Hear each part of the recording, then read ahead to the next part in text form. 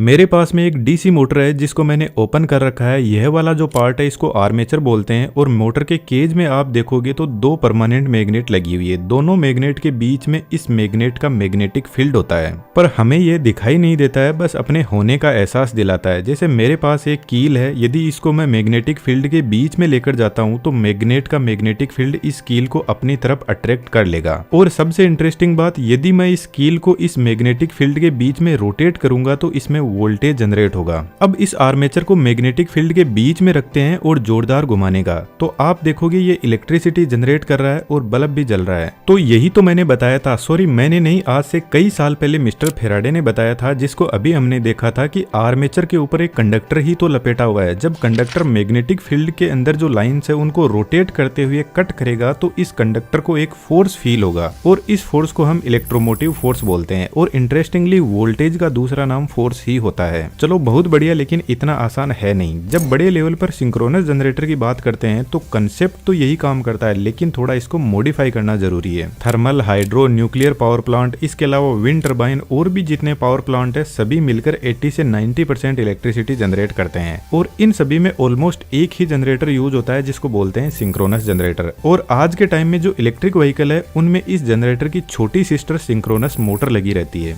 अब मैं तो यही कहूंगा कि इस वीडियो को बिना स्किप किए हुए पूरा देखना, आपके आधे अधूरे पूरे कंसेप्ट क्लियर हो जाएंगे।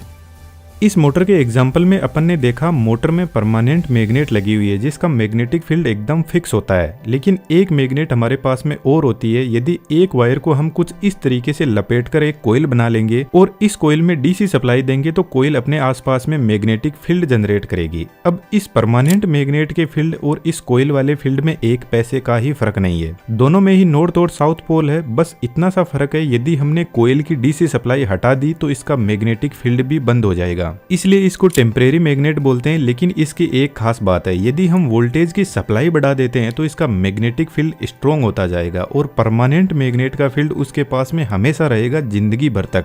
अब उसको इंक्रीज तो नहीं कर सकते, लेकिन टाइम के साथ में वह कमजोर जरूर हो जाएगा। यह एक छोटी मोटर है, इसलिए इसकी वाइंडिंग रोटर पर की हुई है, तो वाइंडिंग रोटेट करती है और मैग्नेट फिक्स होती है। लेकिन जब हम सिंक्रोनस जनरेटर पर पहुंचते हैं तो एक synchronous generator 1500 mega volt ampere power generate करता है, जो साइज में काफी बड़े होते हैं। और इतने बड़े जनरेटर में यदि आर्मेचर वाइंडिंग हमने रोटर पे लगा दी तो यह तबाही मचा देगा, क्योंकि इंडिया में थर्मल पावर प्लांट पे लगा हुआ सिंक्रोनस जनरेटर 3000 आरपीएम की स्पीड में रोटेट करता है। और इतनी हाई स्पीड में आर्मेचर वाइंडिंग यदि रोटेट करेगी और बाय चांस इसका कोई पार्ट इतनी स्पीड में खुल जाए तो बंदूक की गोली की स्पीड से जाएगा। और इतनी हेवी मशीन रोटेट करेगी तो आसपास के एरिया में बहुत वाइब्रेशन होगा। इसलिए बड़े जनरेटर में आर्मेचर वाइंडिंग फिक्स होती है जो स्टेटर पर बाहर की साइड में लगी रहती है, जिसका एक बड़ा बेनिफिट है कि यह वाइंडिंग गर्म होगी तो इजीली इनको कूलिंग प्रोवाइड की जा सकती है। और स्टेटर फिक्स होने की वजह से हेवी वोल्टेज और करंट को इजीली कलेक्ट किया जा सकता है।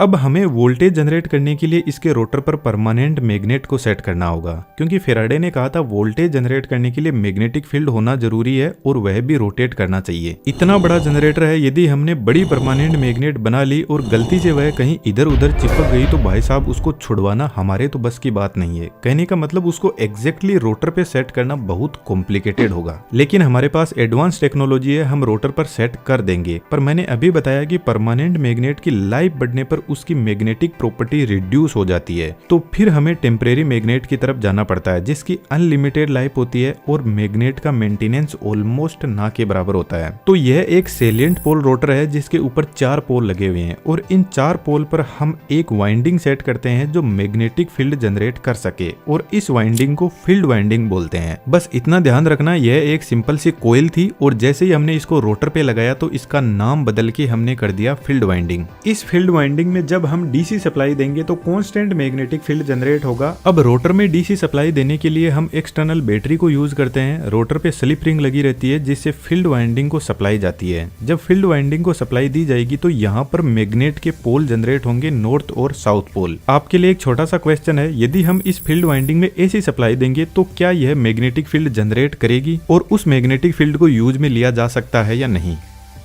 एक इम्पोर्टेंट बात, जनरेटर का रोटर थर्मल पावर प्लांट पर टरबाइन रोटेट करवाता है। अदर पावर प्लांट में जो भी एनर्जी का सोर्स है उससे रोटेट करवाया जाता है और हम मान के चलते हैं कि टरबाइन के पास में इनफाइनाइट एनर्जी होती है। तो इजी अंडरस्टैंडिंग के लिए हम स्टेटर पे एक वाइंडिंग रखते हैं जो सिंपल सी एक कोयल है बस, और रोटर को रोटेट करवाते हैं। जब फील्ड लाइन स्टेटर वाइंडिंग को कट करेगी तो स्टेटर वाइंडिंग में इलेक्ट्रोमोटिव फोर्स यानी ईएमएफ जनरेट होगा, यानी वोल्टेज जनरेट होगा। थोड़ा इसको आसान करते हैं, फील्ड वाइंडिंग में डीसी सप्लाई दी और रिजल्ट में हमें मैग्नेटिक फील्ड मिला। यह मैग्नेटिक फील्ड स्टेटर कोयल पे पहुंचेगा और स्टेटर कोयल में भी स्टेटर का मैग्नेटिक फील्ड जनरेट होगा इस रोटर वाले फील्ड से। तो अब जो स्टेटर है वह मैग्नेटिक फील्ड को वापस इलेक्ट्रिसिटी में बदल देगा जिसको ईएमएफ बोलते हैं। लेकिन यह ईएमएफ अल्टरनेटिंग होगा, कहने का मतलब एसी वोल्टेज होगा। तो सिंपल कहें तो जज्बात ही बदल गए, डीसी सप्लाई दी थी और एसी मिल रही है। जब रोटर का नॉर्थ पोल इस पोजीशन पर होगा तो आप देखोगे बहुत कम फील्ड लाइन स्टेटर वाइंडिंग को कट कर रही है। जैसे जैसे रोटर आगे बढ़ेगा तो फील्ड लाइन स्टेटर वाइंडिंग को ज्यादा कट करेगी, तो स्टेटर वाइंडिंग में ईएमएफ इंड्यूस होगा जिसकी वेवफॉर्म कुछ इस तरीके से बनेगी। जब रोटर और रोटेट करेगा तो अब फ्लक्स लाइन वापस कम हो रही है तो वोल्टेज की वेवफॉर्म भी कम होने लगेगी। नॉर्थ पोल के जाते ही साउथ पोल आ जाएगा और साउथ पोल के अंदर आप देखोगे जो फील्ड की लाइंस है उसकी डायरेक्शन रिवर्स साइड में है। तो जैसे जैसे रोटर रोटेट करेगा वैसे वैसे वोल्टेज की वेवफॉर्म रिवर्स डायरेक्शन में भी बनती जाएगी, ठीक नॉर्थ पोल के जैसे। इस तरीके से हमें अल्टरनेटिंग करंट मिलता है। अब फिलहाल हमारे पास में स्टेटर पर एक ही वाइंडिंग है तो स्टेटर पर हम 3 वाइंडिंग सेट करते हैं। तीनों एक दूसरे से 120 डिग्री के फेज एंगल पर होती है और जब इन तीनों वाइंडिंग के अंदर रोटर रोटेट करेगा तो हमें 3 फेज सप्लाई मिलती है। सिंक्रोनस जनरेटर की स्टेटर वाइंडिंग स्टार कनेक्शन में कनेक्टेड रहती है जहां तीनों वाइंडिंग के एक एक वायर से 3 फेज निकलेंगे RYB। बचे हुए तीनों को जोड़कर एक कॉमन वायर निकाल देंगे और इस कॉमन वायर को न्यूट्रल वायर बोलते हैं। कुछ लोग कंफ्यूज हो रहे होंगे कि यहाँ पे तो डीसी सप्लाई को एसी में बदला गया है, फिर पावर जनरेट कैसे हुई। तो हम रोटर के फील्ड में बहुत कम अमाउंट में डीसी सप्लाई देते हैं जिससे सिर्फ फील्ड जनरेट हो जाए और टर्मिनल आउटपुट में हमें ट्रेमेंडस अमाउंट में पावर मिलती है। लेकिन दोस्तों इलेक्ट्रिसिटी जनरेट करना इतना आसान काम नहीं है। यदि आपके दिमाग में कुछ हलचल हुई हो तो टरबाइन से हमें मैकेनिकल एनर्जी मिलती है और जब रोटर का फील्ड स्टेटर वाइंडिंग को कट करेगा तो स्टेटर वाइंडिंग में इलेक्ट्रोमैग्नेटिक टॉर्क जनरेट होगा और यह टॉर्क टरबाइन वाले मैकेनिकल टॉर्क को ओपोज करेगा। कहने का मतलब यह टॉर्क टरबाइन के टॉर्क के खिलाफ होता है। यह नहीं चाहता कि टरबाइन इसे रोटेट करवाए और इसी ओपोजिशन से मैकेनिकल एनर्जी इलेक्ट्रिसिटी में बदलती है। जिस तरीके से फ्रिक्शन हमारे आगे बढ़ाने को ओपोज करता है जिससे हम चल पाते हैं, ठीक वैसा ही यहाँ पे है। तो इस नेचर को सही से चलने के लिए ओपोजिशन बहुत ज्यादा जरूरी है। जहाँ पर ओपोजिशन होगा वह सिस्टम बहुत ही शानदार चलेगा। लेकिन कुछ लोग शायद आपको पता होंगे कि आजकल उनको ओपोजिशन पसंद नहीं है। लेकिन दोस्तों नेचर का रूल है, जब नेचर की सपाट पड़ेगी तो लाइन में आना ही पड़ेगा। अब इस रोटर की एक प्रॉब्लम भी है, जब रोटर हाई स्पीड में रोटेट करेगा तो मैकेनिकली अनबैलेंस हो जाएगा, क्योंकि आप देखोगे एक पोल से दूसरे पोल के बीच में बहुत ज्यादा गैप है जिसको एयर गैप बोलते हैं। और यदि स्पीड में रोटेट किया तो पूरे जनरेटर के अस्थि पंजर बिखर जाएंगे। तो सेलिएंट पोल रोटर की एक लिमिट होती है, ये स्पीड में रोटेट नहीं कर सकता। तो salient pole synchronous generator hydro power plant या विंड टरबाइन में लगे रहते हैं जहां पर जनरेटर की स्पीड कम होती है। लेकिन थर्मल पावर प्लांट पर टरबाइन जनरेटर को 3000 आरपीएम की स्पीड पर रोटेट करवाता है। तो सिंक्रोनस जनरेटर में एक दूसरा रोटर लगाया जाता है जिसका नाम है सिलेंड्रिकल पोल रोटर। दोनों ही रोटर पर डीसी सप्लाई दी जाती है और सेम ही तरीके से काम करते हैं, बस इनकी एक्सियल लेंथ ज्यादा होती है और यहाँ पर एयर गैप भी नहीं है, जिसकी वजह से यह रोटर हाई स्पीड में रोटेट कर सकता है। सिंक्रोनस जनरेटर का एक और बेनिफिट होता है, हम फील्ड वाइंडिंग में वोल्टेज बढ़ाते हैं तो ज्यादा मैग्नेटिक फील्ड जनरेट होगा और जनरेटर आउटपुट में ज्यादा ईएमएफ जनरेट करेगा। तो जब जनरेटर पे लोड कम या ज्यादा होता है तो हम फील्ड वाइंडिंग के वोल्टेज से जनरेटर के आउटपुट को कंट्रोल कर सकते हैं। जनरेटर के आउटपुट को इस सब स्टेशन में भेजा जाता है जहां पर बड़ा step up transformer, circuit breaker और बहुत सारी डिवाइसेस लगी रहती है। तो आप इन वीडियोस को भी जरूर से देखना। यह एक इलेक्ट्रिसिटी जनरेशन से लेकर डिस्ट्रीब्यूशन तक कंप्लीट एक सीरीज चल रही है जिसमें हम 1 बाय 1 टॉपिक्स डिस्कस करते जा रहे हैं। आपने नोटिस किया होगा कि मोबाइल के चार्जर पर फ्रीक्वेंसी 50 से 60 हर्ट्ज लिखी रहती है, जिसके पीछे रीजन यही जनरेटर होता है, क्योंकि अमेरिका में 60 हर्ट्ज फ्रीक्वेंसी यूज होती है और इंडिया में 50 हर्ट्ज। तो कंपनी चार्जर को इसी रेंज में बनाती है। अभी मैंने आपको बताया कि टरबाइन जनरेटर को 3000 आरपीएम की स्पीड पर रोटेट करवाता है और सिलेंड्रिकल पोल रोटर पर 2 ही पोल होते हैं। अब स्पीड का एक फॉर्मूला होता है, speed is equal to 120 into frequency upon number of poles. Speed 3000 है, पोल 2 रखने पर फ्रीक्वेंसी 50 हर्ट्ज मिलती है। तो यह हमारे इंडिया का सिस्टम है। अब इसी जनरेटर में यदि फ्रीक्वेंसी 60 हर्ट्ज चाहिए तो जनरेटर की स्पीड 3600 आरपीएम करनी होगी, जिसका मतलब है अमेरिका का जनरेटर इंडिया के जनरेटर से ज्यादा स्पीड में रोटेट करता है। लेकिन सेलिएंट पोल रोटर में 4 पोल लगे हुए हैं और हम चाहे तो नंबर ऑफ पोल्स को बढ़ा भी सकते हैं। फॉर एग्जांपल 16 कर देते हैं। फ्रीक्वेंसी 50 हर्ट्ज फिक्स है तो स्पीड मिलेगी 375 आरपीएम। तो जहां पर कम स्पीड होती है वहां पर इस रोटर को काम में लिया जाता है।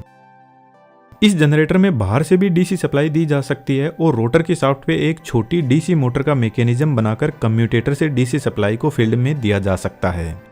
अब सिंक्रोनस मोटर भी ऐसे ही काम करती है, लेकिन उसमें रोटर के साथ में 3 फेज सप्लाई स्टेटर में भी दी जाती है, इसलिए सिंक्रोनस मोटर को डबली एक्साइटेड मशीन बोला जाता है। स्टेटर पर दी हुई 3 फेज सप्लाई से स्टेटर पर मैग्नेटिक फील्ड लाइन जनरेट होगी, जिनको फ्लक्स लाइन भी बोलते हैं, और रोटर पर भी मैग्नेटिक फील्ड लाइन जनरेट होगी डीसी सप्लाई से। और अब स्टेटर और रोटर की मैग्नेटिक फील्ड लाइन एक दूसरे के साथ में लॉक हो जाएगी और अब रोटर स्टेटर की मैग्नेटिक फील्ड लाइन के साथ साथ में रोटेट करेगा। कहने का मतलब स्टेटर और रोटर की मैग्नेटिक फील्ड लाइन एक दूसरे के साथ में सिंक्रोनाइज हो जाएगी, इसीलिए इस मशीन को सिंक्रोनस मशीन बोला जाता है। तो गाड़ियों में दी गई डीसी सप्लाई से फील्ड को कम ज्यादा करके गाड़ी की पावर को बढ़ा सकते हैं और फ्रीक्वेंसी को कम ज्यादा करके गाड़ी की स्पीड को बढ़ा सकते हैं। और जब हम गाड़ी में ब्रेक लगाते हैं तो इस मोटर को अब की बार टायर से पावर मिलेगी ठीक टरबाइन की तरह। तो यह जनरेटर का काम करेगी क्योंकि फील्ड वाइंडिंग के लिए सप्लाई गाड़ी की बैटरी से मिल जाएगी और रोटर को तो गाड़ी के टायर रोटेट करवा ही रहे हैं। तो मेरे ख्याल से आपको बहुत कुछ समझ आया होगा। यदि कोई डाउट है तो कमेंट बॉक्स में जरूर से लिखना, और एनिमेशन ऐसा सीखना चाहते हो तो डिटेल्स डिस्क्रिप्शन में अवेलेबल है, ज्वाइन कर सकते हो। Thank you.